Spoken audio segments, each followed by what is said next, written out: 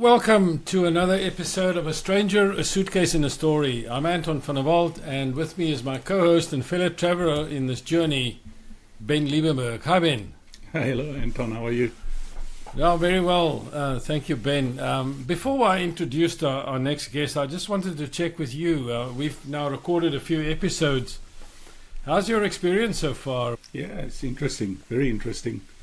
I think the one takeout for me that is not surprising is that all the stories are so different and unique, and everybody traveled their own journey, and that's absolutely fascinating to find out about them all. But then on the other hand, if you really think about it, they're also similar as well.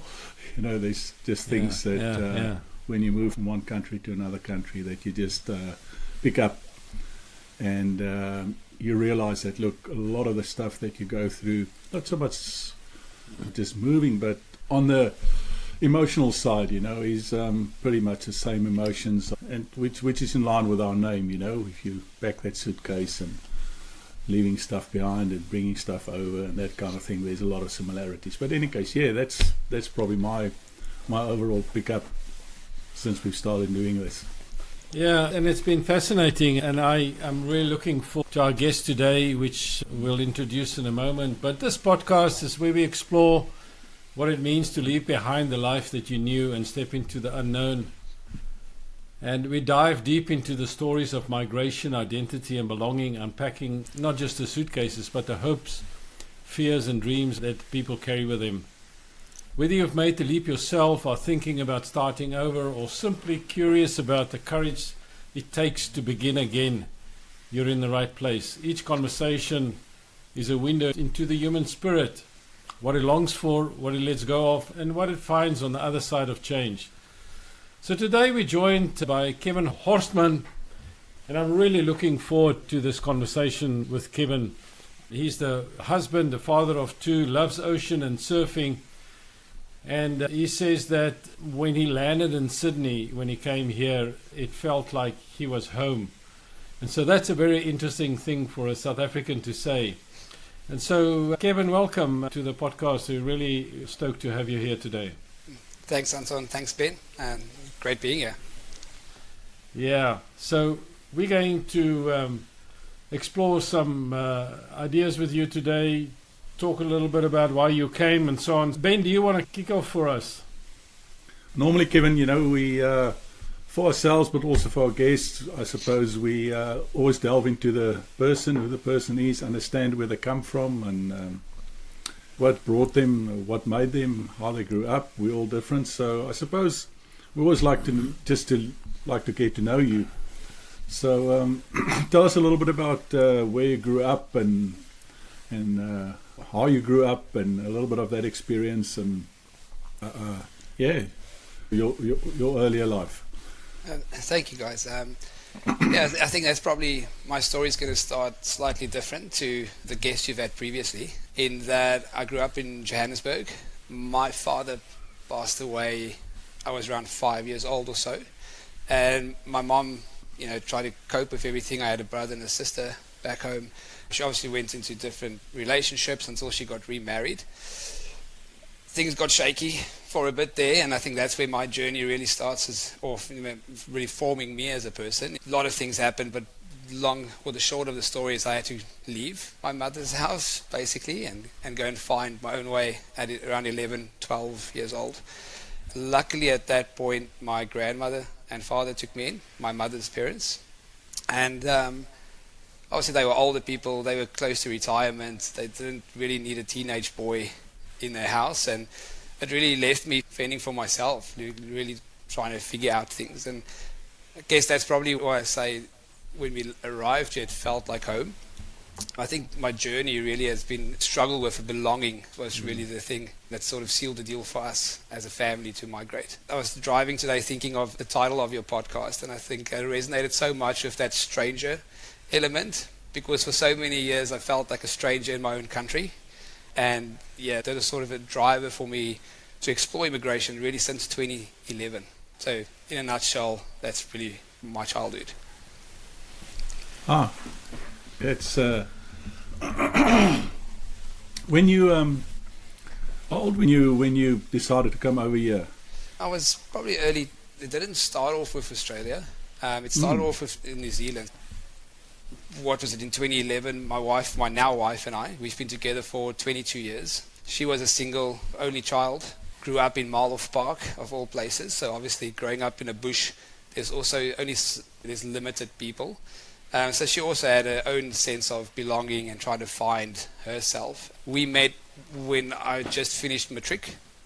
I'll never forget that night. My friend actually said to me, I didn't really like her, to be honest, and she knows the story.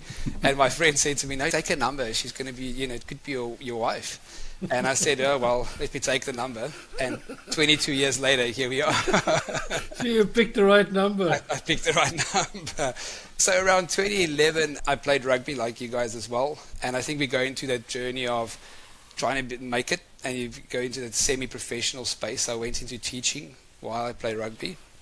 And we had this dream of going to New Zealand, obviously being a rugby player, and I obviously needed to study and all of these things. Now, not really having parents and people backing you, it's quite difficult to study. So I would say pause the dream for a while because we understood what needed to happen. So just as we arrived in Australia, we've only been here for a year, 2 months, I guess, somewhere around that. So it's quite fresh off the boat. We went through some of our files, those backups you store on flash drives, and found my wife's file of 2015, where she started doing homework again in the whole Australian thing. We tried to look at ancestral things from my dad's side, Horstmann being German, and all. I just started doing homework again, and at that time I found a job who paid for me to study, so we were at one step closer of finding a degree. And then it sort of dwindled down again. I think when I qualified and I sort of moved up the career ladder, and my daughter was born finally just before COVID, it really cemented that thing of there's still this thing in our hearts that we want to go. Although we had a few deep relationships with friends, I had a friend that ran athletics with and played rugby with since 11, and he really became a brother to me. His family, his mom and dad was like a mom and dad to me. Mm-hmm. And so we decided back at that point that maybe this is not our time to go. So that's really how we started the journey. Okay, and then, so when did you actually come across to Australia? We arrived here last year, May. Oh, okay. You are fresh off the boat. Fresh off the boat, yeah. My daughter was born. She's turning 7 on Thursday. And right. Our journey with, even if the visas was quite a long one, we waited 4 years for it to get processed. So obviously we put everything on hold. It was COVID. And so one of the first things my wife wanted to do when we arrived here was it was family time. And so our baby boy was born in April. Okay. Right. It's been a busy year. Yeah. Oh, that's wonderful. So tell me about who did you play rugby for? So schoolboy, provincial level at schoolboy level. Got hurt a couple times, mostly knees. I played fullback. In my early 20s, I started looking at playing some sevens. And I won't say approached, but I had an opportunity to go to Greek quiz. And also at the same time at St. Louis Bombers in America. And I actually ended up in a hospital with surgery in Pretoria, and the bed next to me was Johan Wasserman. I think he was the Bulls captain at that point. And he broke his hand against Western Province that previous Saturday. And so I was in my early 20s, already had injuries, already there for another surgery. And the nurse went to him, and I'll never forget this moment, because she asked, "Sir, tell me about any previous surgeries." And he had probably 11 years worth of surgeries, like his knee, his shoulder, his ankle, his hand, his this and his that. And then I just decided, like, maybe I'm too young to die. So that's pretty much, stopped my career in the tracks right there. Yeah. So I suppose you never went to America, did you? No. Where's that? Is that St. Louis Obispo? St. Louis, it's in the middle of America where it snows a lot. Yeah, it's not the best place to go and play rugby, but I thought it would be a great opportunity. Yeah, absolutely. So you obviously, from a young age, you didn't mind traveling and exploring, and that's kind of like something you like doing? Again, not really having that sort of family. Traveling was limited to me to school tours. So cricket tour, your local rugby tour. In fact, I actually always thought there's enough to see around South Africa. You never have to go overseas.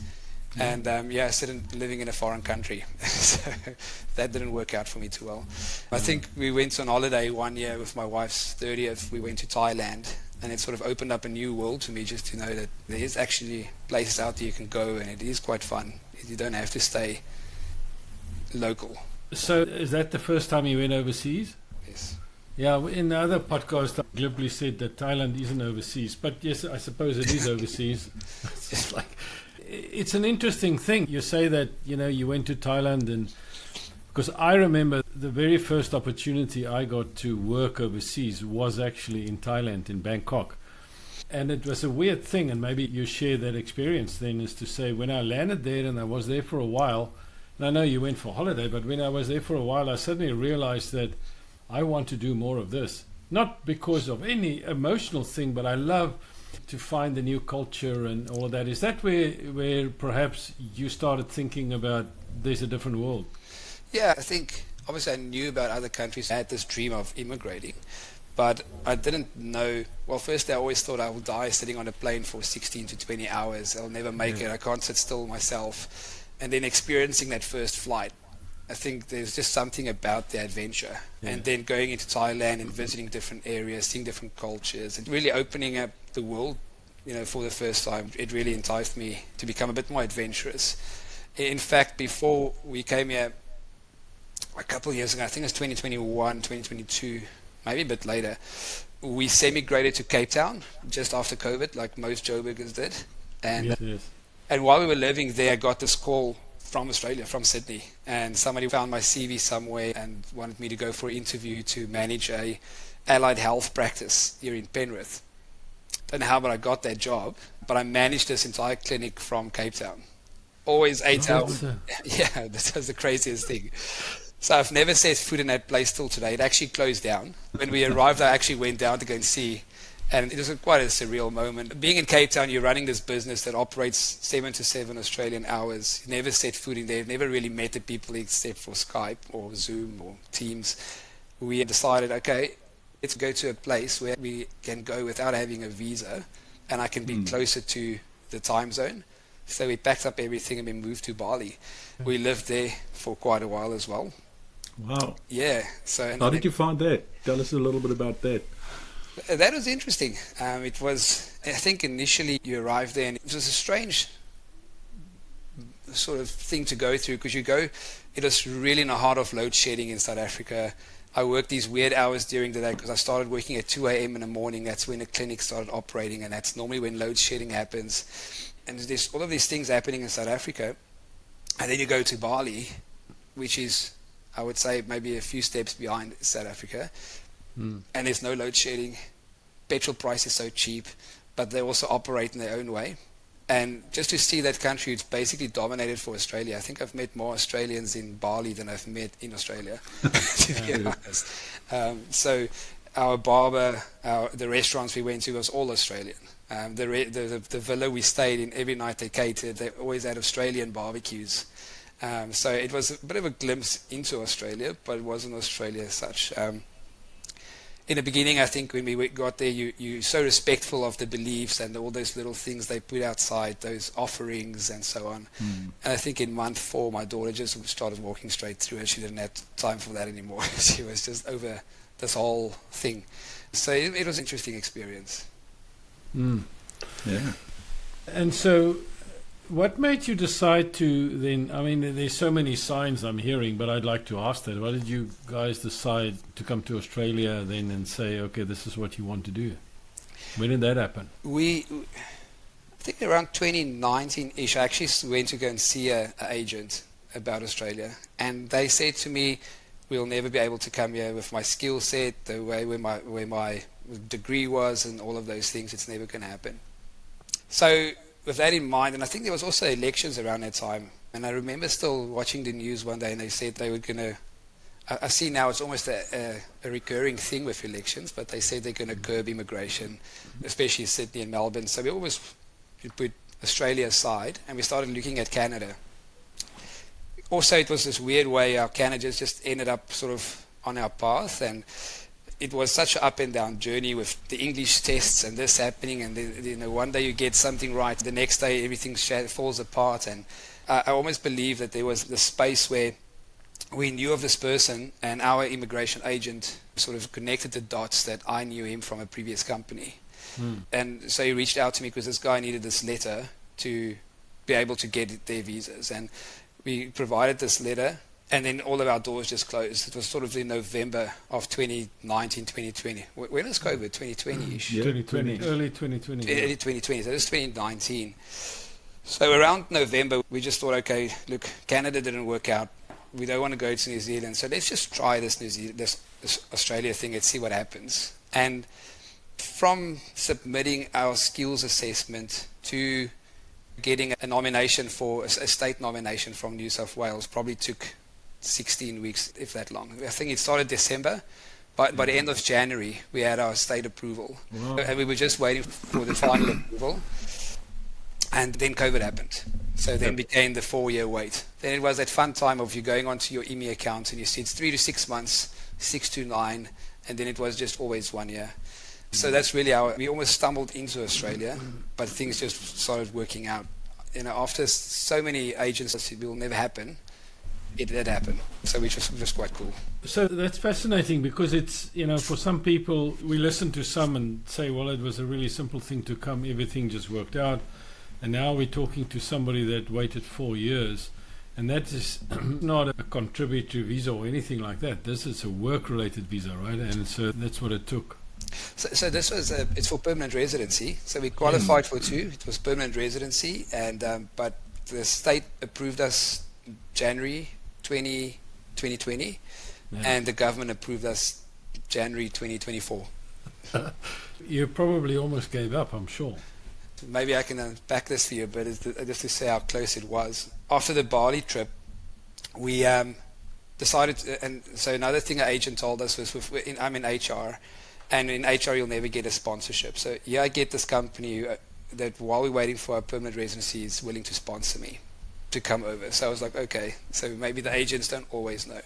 No. But then after almost a year managing this business, I've never stepped foot in there. There's obviously things that needs to happen in Australia, like test and tags and the health and safety, and I'm responsible for all these things. I've never set foot in there. So the founder and I made this decision to call it a day because we were just waiting for visas to get approved. Then we go back to Cape Town, which was quite not the best feeling ever. And going back to South Africa, it was probably the hardest year or 2 of our lives. I think I submitted more than 650 CVs and I couldn't find a job, which then resulted in me starting to look at my own consultancy, a HR consultancy. I never got good leads or good clients that I could sign up, but every time there's something happens, I could get a part-time job. So somebody will appoint me for temporary jobs. And until this sort of the last one, I almost felt it was so unfair because by November 2023, we decided, okay, we can't wait anymore. It's been so long. We need to live at some point. We've been living in Airbnb. Literally, we came to a point where the next month we would have either had a house and no food or food in a house. That was where we were at. And I got a job. A permanent job. Didn't pay well, but at least it carried the bills.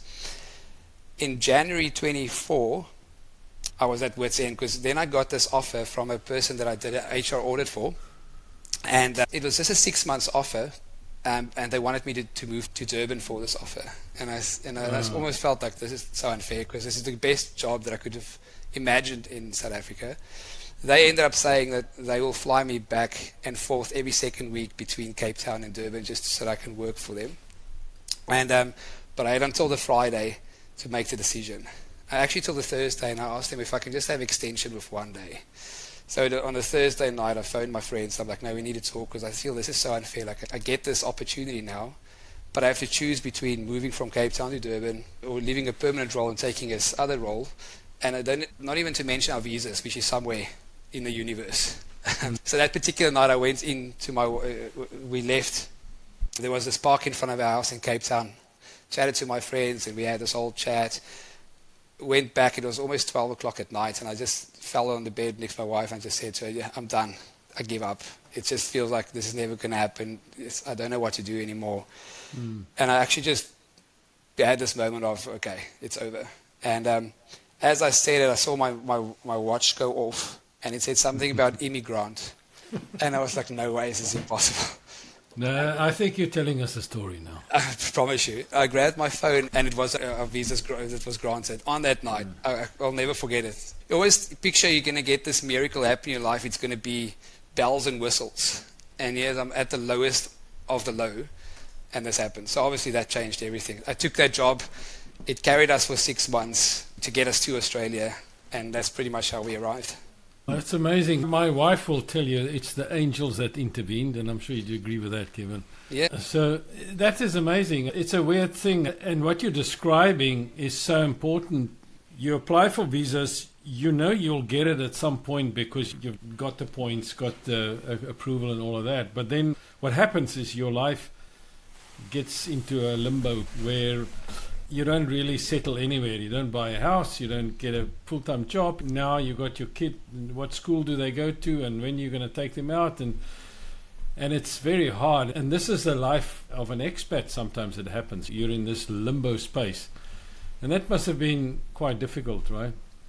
Yeah, like I said, it was. I think I was pretty close to depression, but I think it is sort of good that moved to Cape Town, that semigration. I think it set us up quite nicely, just moving away from our close friends and networks, and almost taught us how it was going to be when you're away from your close people. But that didn't make it easier. And you're right, that limbo of, like I say, you couldn't build on a family because another child means a change to the whole visa process, and then you have to restart the entire thing, and it's already been a couple of years. You cannot really settle, stay in Airbnbs for 4 years. Then we lived in Bali. I think I forgot to mention we went over to Singapore. So it was just weird, and I think I started this podcast saying, yeah, here's a person that already struggled with a sense of belonging, and all of a sudden I belong nowhere. Don't even, not even in Cape Town. It was this very strange sort of end to our South African journey. Yeah, and it makes sense. I want to talk to you a little bit about the suitcase, but I think there's this piece that we really want to hear about. You say that when you landed in Sydney, you felt I'm home. Tell us about that. Yeah, it was really a weird feeling. I think the entire flight from Cape Town to Australia, I stressed so much because I've got this paper that I got at this lowest moment in my life saying I've got this visa. There's no stamp in your passport or anything other than the A4 paper that you printed out. Yeah, and I'm at the airport. All we've got left is 9 suitcases. So not just a suitcase, 9 suitcases. That's what we bring over. Wow. And I was stressing so much that we're going to get into, arrive in Australia, stand in the immigration, and they say to us, no, sorry, there was a mistake or something wasn't right. And we arrived here, and as we got off the airplane, I could just feel like this super weight just lifted off me. And now I'm standing in this queue trying to go through immigration, and I'm still stressing because I have to go through that as a family. We have to go through those gates. We've left everything behind. So many people thought we were dumb. I think so many people thought we were being silly because they could see like nothing is happening. They could see what is happening in our lives, and we're still holding on to this thing. So to go through that gate, and it was just not even a stamp in a passport again. It was just, hi, hello, here's your stuff, and we go through, and you just move into that gate. It just felt like, you can breathe for the first time. And we arrived the Thursday, and we had this feeling the entire time, and then we were sitting in church on the Sunday. And I just got this picture in my head of somebody saying to me, like, remember Cape Town, remember South Africa, that's the past. This is now the future. Move forward. And that's why I just call it home when we arrived here. It's a very emotional story, Kevin, and it touches me as I listen to that because it's almost like, it's too good to be true. It's not really going to work. I just get this piece of paper. What happens if I get turned around the gate? There's nowhere for me to go. And then you come in here and everything works. It's like, hello, welcome to Australia. And off you go. And you kind of look around and what happened here? Yeah, it's just living this. You almost doubt it for a bit. Like, is this really happening? Because things worked out that for accommodation when we arrived, the company that I managed, I made good relationships there, so they brought us into their families' homes to live there until we could find our feet a bit. In fact, we're meeting with some of them on Friday again. In Cape Town, I got involved in this group called Christian Surfers, and I knew the global movement. Little did I know that actually started 30 years plus ago in Cronulla, where we live right now. And we also just stumbled upon Cronulla we met an older couple, and we were just chatting and talking about accommodation, and they said we should phone them that night, and they offered us their house or their apartments in Cronulla to go and stay there for a couple of months. And it was just this weird thing of struggling for so many years, probably my entire life. You just get somewhere, you get into this country where you almost accept it, and things just work. Yeah, just a different place for us. I know that Ben wants to ask you about your 9 suitcases.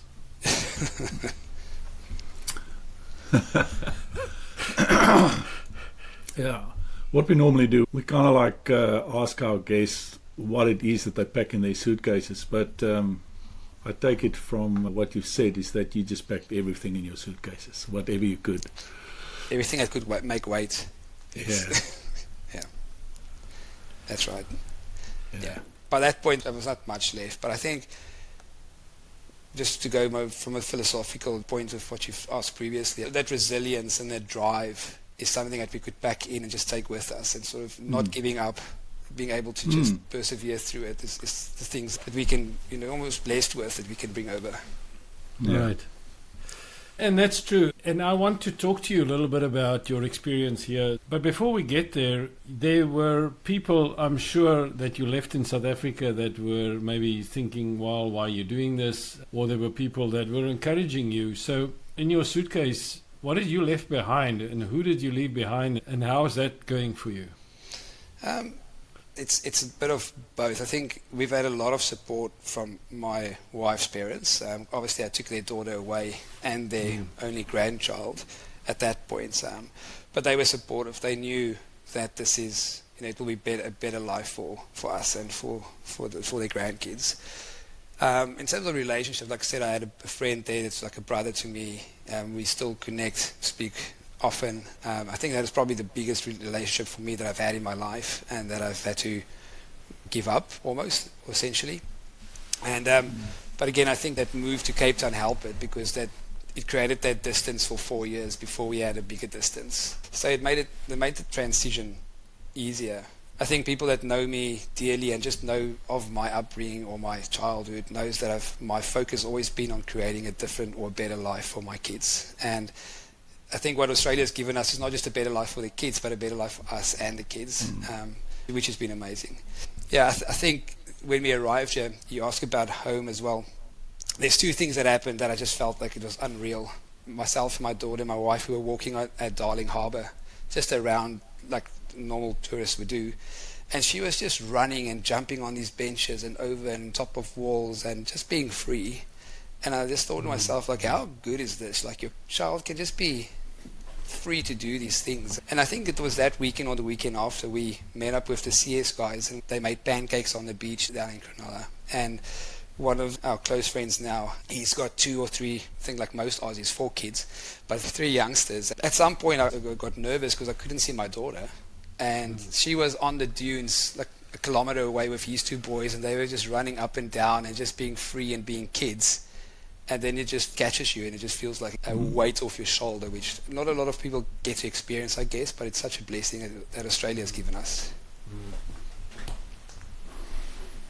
Yeah, and you're right. I think that, and so what is it, Kevin, that you say, well, I enjoy living here apart from, I think you're quite outdoors, you surf, and what are the things that you do that you'd say, well, I love living here? What are the things that you do as a family or as a person?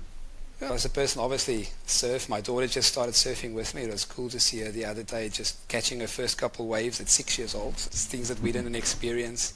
And I think there's things that we just get to experience here, which I've said to some Aussies that I've gotten close to over the last year or so, is like, there's things that Australians take for granted, like public transport. You don't ever get to take a train in South Africa and get to the other side in one piece. And yeah, you get to take the train daily, go across the harbour bridge, see the opera house. It's such a beautiful thing to do. And you just get to spend so much more time as a family. Your previous guest, I can't remember the lady's name, she was talking about those family things in the park.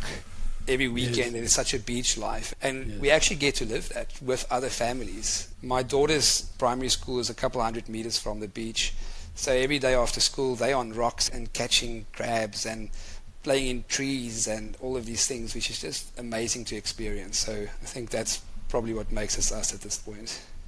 Yes, it's what Marilee said. She was the one thing that she mentioned, as you say, in one of our previous conversations about the families that go to the beach and is together, and that's what you're experiencing, right? Yeah, that's exactly, we get to live that, which is humbling in itself. Yes. It's actually such a good positive story, such a good positive experience coming over. I mean, a lot of people come over and they really struggle.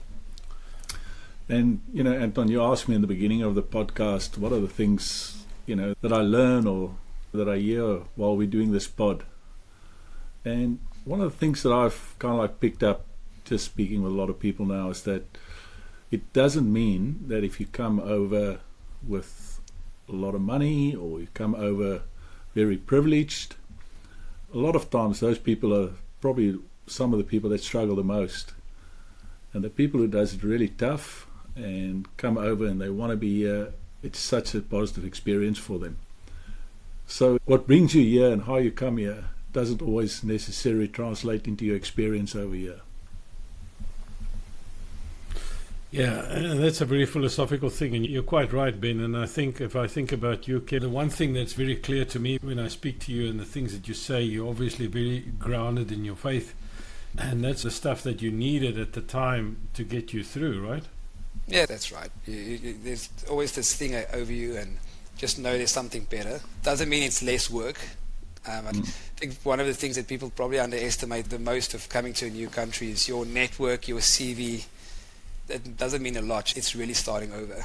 And I'll be the first person to admit this year has been tiring, just to build networks and trying to get a foot in the door or making friends. It takes a lot out of you because people around their 40s are established with their friends, their networks. So there's a bit of work to be done when you get here. If you're not the kind of person who's going to do that, you might just struggle a bit more than someone else. Well, tell us a little bit about the work that you need to do to establish yourself here. I think it's just building those relationships. And it's quite tough because you think it's... And I think Nicole, the guy from my previous, he was saying, and we had a similar mindset. We're coming here, we're not going to make friends of South Africans, we're going to make friends of Australians. But again, they settled. For them, life is normal. And you end up becoming friends of South African or expats again. But you need a foot in the door somewhere for a good job or to get your kids into friendship circles. So I've been really just I'm not a kind of person who likes to network or go onto LinkedIn and make friends or using the coffee currency too much. But I almost felt like if you're going to have to make it, somebody has to know you. Somebody has to know you out there. So if you cannot make those connections on LinkedIn or on places like Southern Crossings, which I think you're also a part of, which is a great initiative, you're going to struggle because there's nobody that's going to just give you stuff. There's nobody that's going to give you a job or an opportunity. You need to make yourself known, build a bit of a brand for yourself, I guess is the right word.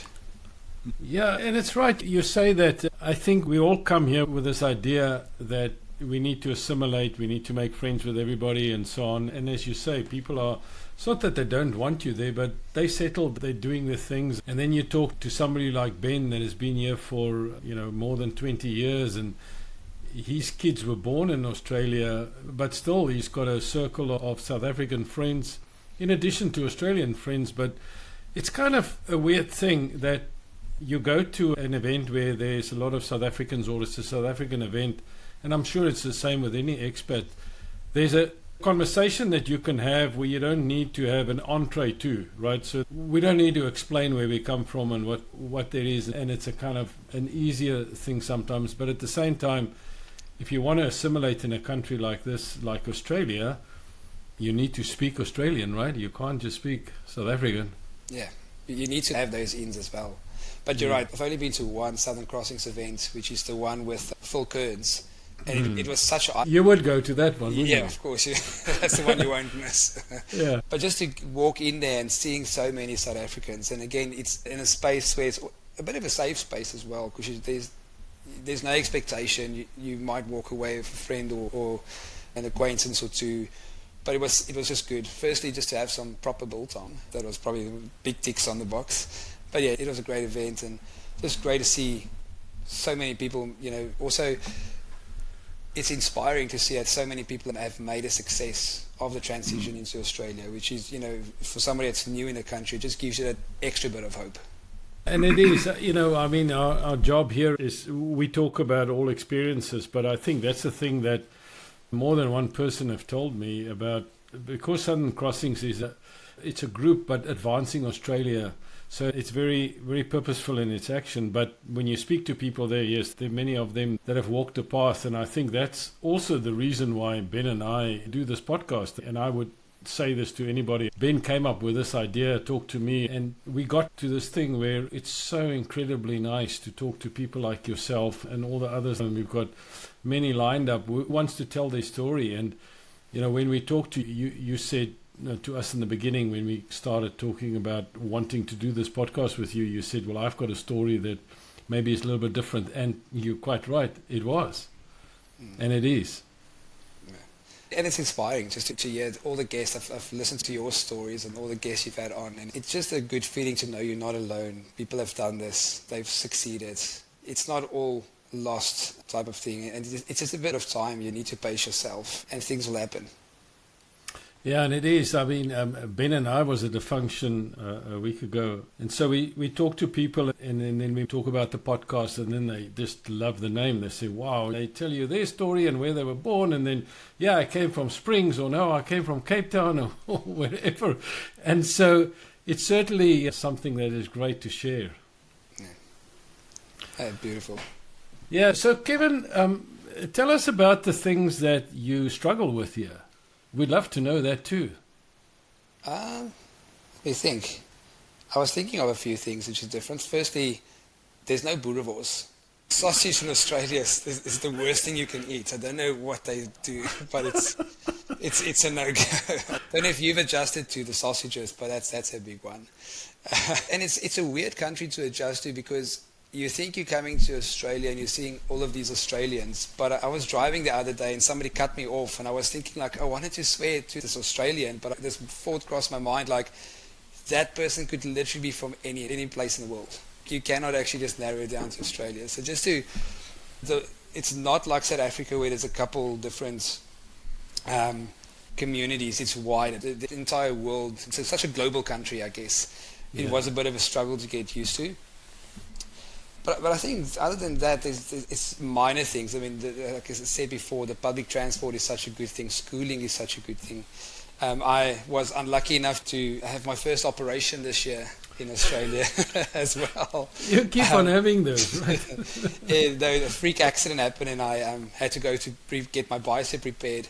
And even the experience in the public hospital was mind-blowing. I just couldn't believe that, this is compared to what you get for very expensive plan back home. So far, it's been positive. It's like I say, the difficulty I think is just that networking, building that brand, and sort of finding your way. I mean, we don't get younger; we get older, and you need to establish yourself at some point. But I think it's also, again, you need to just take your time, otherwise you'll burn out. And I think it's something I've realized over the last 2 or 3 months, especially, is that maybe I went too hard since arriving to just try and build these networks. I don't even know why I thought it's important, but it's a bit of an adjustment that you would need to make. So if I can give you a bit of positive feedback, that don't worry about the boerewors, you'll find your spot. There's heaps of them around now.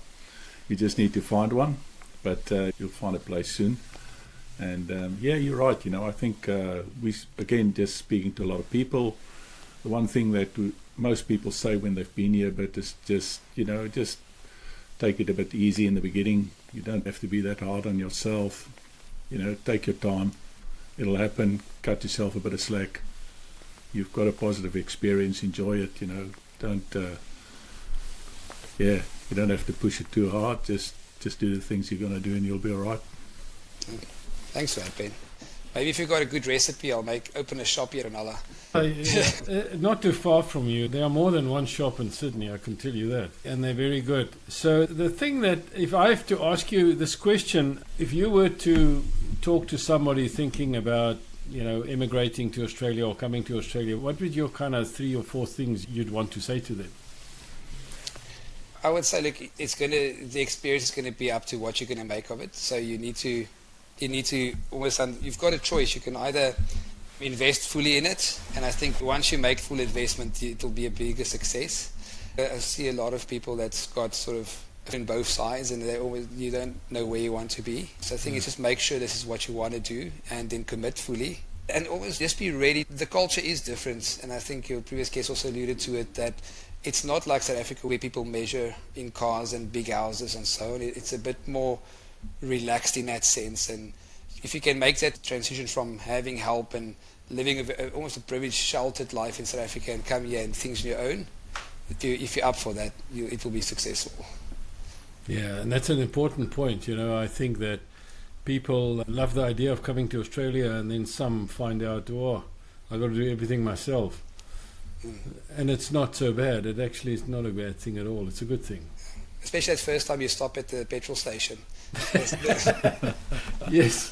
There's nobody to fill your car or That's right. pump your wheels. Then you realize. I'll tell you what, it's different. You know what is weird is if you've been here for a long time, you go back to South Africa, and then somebody jumps up in front of you and they want to put petrol in your car, and you're like totally shocked. You go, what the hell is going on here? It is different. Yeah. Listen, mate, I think Anton, it's been such a positive story. Kevin, I take my hat off to you. You've done really well. It's fantastic.